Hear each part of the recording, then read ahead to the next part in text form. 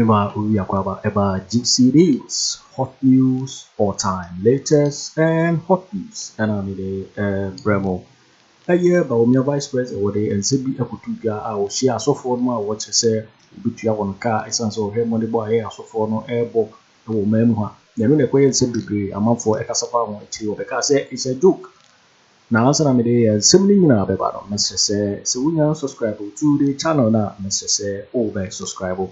Would you be say over click the subscribe button na wabeli notification no when sa video for be upload no also was back can be after we are now like video no na fe give us a thumbs up na fe wa share ma offer so enya bi na won hwe afi yeko NC minimum MPP on communicator ba ko kupi wa Captain Smart bi media so on Hopeson Adorye and the Koye and Sammy. See the way MPP communicator. Say we defend the MPP party. Answer. She said, "You know, I had the ammo papa because who could pure Hopeson Adorye 7 who quite fast. I can't was it. Now na Hopeson dey some media what just about me put the platforms so kaso. Let's see training allowance Mahama ba no be trouble. Me buy me see media media me farm am. And eja about ko e ko bisa question. Say allowance yes, Ankayo, a mayo, that is Bawumia to papa, so the one who said over cancer. Nakoye and Sembibri. Now, Sansa will copy or hold my MPP committee tobacco, now who cover first will be and Seminar Nakoye and Sembibri or order. Nano, and I captain, I didn't send me Pupuano, not to say, no, actually, yepa. Now, yes, some remain tea a year choir. A year and some women are a copy or honor. A year Hopeson Adorye in Samoa Tuda, inti and Samoa a year a course or a war honor inti. Akufo-Addo ne ba me omo wi omo 2 times omo kosoro ba form omo din tini bottom ma they are going to opposition. Kojo Kyeremanteng is taking over this country. They are building the country no amamrantia ne maba wa ye den agya dwuma ye no de ahwehwe won kon gina ba bi nko kan tira so for say me ba metua mo ka captain agro ne form me ba metua o ka na fe the next day won kon gina ho no say na me joki. In short, he said, Assembly Wakabia, a joke. There, I saw for the oh, okay. Assembly Wakabia, a joke. What could more friend? Was a youth connect to said the end. And now, yeah, Mempire make us say, Messing allowance, made the Mamma, now your Mahama, me opponent, me may opponent, what by way overcome me, the Mammo, make us a Mamma, Mamma. Question time. Anna Baba wa police afatu me enkoy wo be gina ho what's it Mr. Vice President when are we getting our allowance what's it my school me want me final year final semester allowance me ngi bida next train wo mo ngwa 3 years na wa ba final semester onya alawa bida ebra bi aso yes restore alawa etu obisa no when what answer no? Oh, this one I will take it out. I will go and talk to finance minister. I will make sure they do. Hey, what a joke! And look, you be sad. Oba taxi. I know say me ba me taxi mo. Why the business? Mama incentive. Chama, why the business question? No, it was a speech. It was not a question. It was a speech. Oh, man, speech. Any question? Oh, well, Miss Wendy. What's it? One Jenny, come to the correct. More. Come to the correct. Chairman, why the business question? No. So far back, could the business and say, when a man is so business question because I may be anywhere. I suffer for. And now, no more bonko. And no, we are not so be what question be, and answer suggestion be. And no, Papa, go by at say, I buy a person taxi.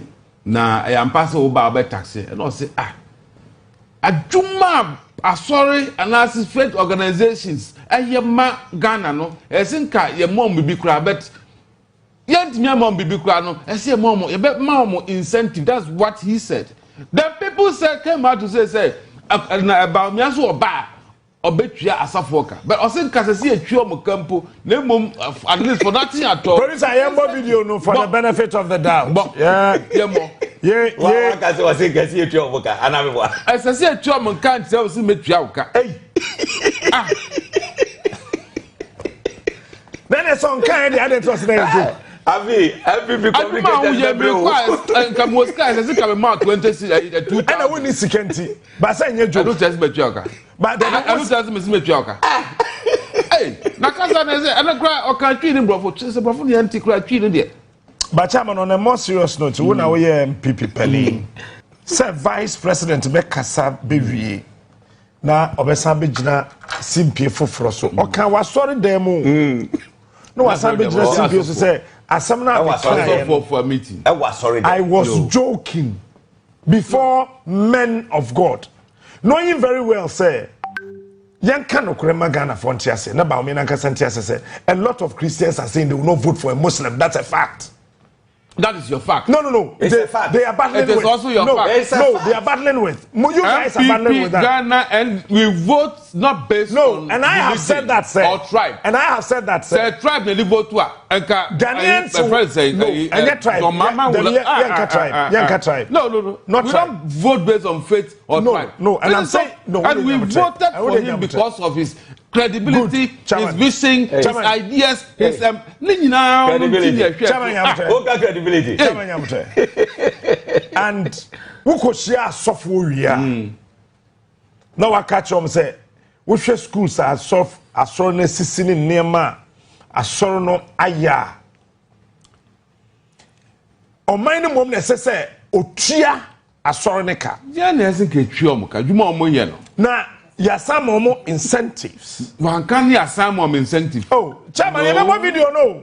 Yet here we are. I ain't about to so. But before I say about to so. Then we are. Okay. What's up, Kuya Kojina baby? I catch yourself. No, you have a it's a bebo. Okay, one word there. You bet your mocha. Now some more incentives. A few more. The words who can't seven. I saw them standing behind an altar. Debbie. Now we are what's I catch and say now you were joking. How? I saw for number one revered people. Yes, that is why when sometimes they are preaching. Imam. Now who say will die? Now why I say a cracker home. No, that is communication. Hey, sir. I saw for baby. Ghana for Muji. No, quite sorry, so for one thing. That's what I saw now. So Bawumia went there as a comedian to make the pastors. No, pastors are not comedians. One gets a pastor. But when the best speeches start with many pastors. But won't even go ditro. That's not one factor. Chairman, comedians don't apologize. Boom. That's right. Comedians do not apologize. We know A plus. There be A plus on apologize. So or yeah comedian. There be A bia wa comedian. Sir, or can be sorry. Outside the stage of comedy, then as so apologize. Vice presidents all over the globe are not comedians. They are not jokers. Tell me, we are communication. I can make you laugh. Before you just to secure yes, a part of communication. But after that, I will not come and apologize. After that, I will not come and apologize. Hey. Making you relax to listen to my content. Some people are misquoting and misinterpreting. One must see, yes, Bawumia so bet you. But I'll pay pastors. He never said that.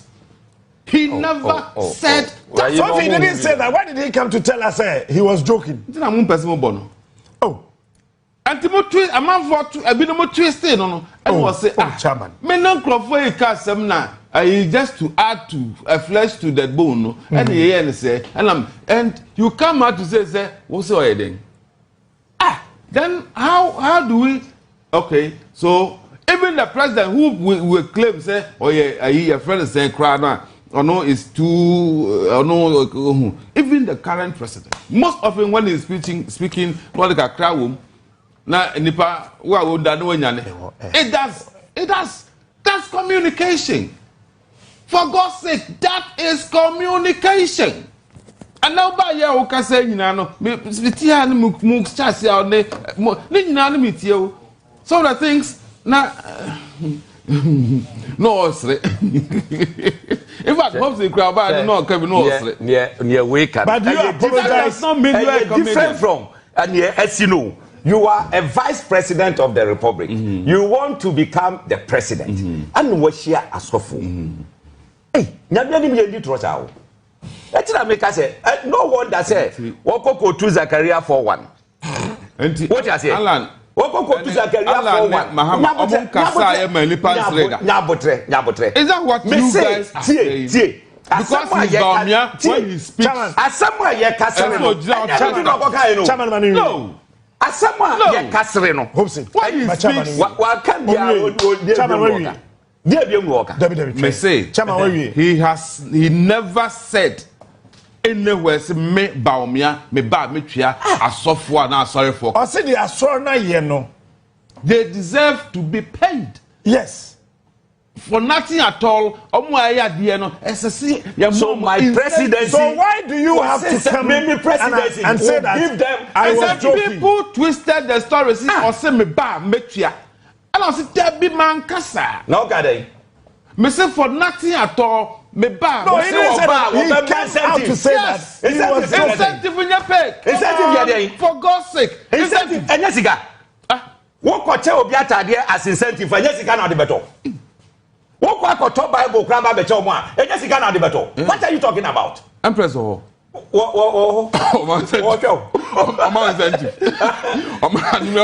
One year state money no the incentive. State money. Let us be serious. Look, let us be serious.